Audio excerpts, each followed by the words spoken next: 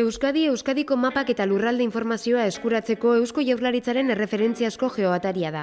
Interesdunek orain mapak eta kokalekuak partekatzeko aukera izango dute gizarte sareetako beren profiletan, blog eta web orrialdetan. Hala, bisoria erabil daiteke interesatzen zaizun leku bat bilatzeko. Bilatzen duzunean, puntu bat markatzen duzu haren gainean goiko menuko tresnarekin, eta kokapena konpartitu sakatzen duzu. Gero, interneteko esteka kopiatu eta itzaz dezakezu, eta posta elektronikoz bidali norbait iritzi dadin kargatuta duzun bistara.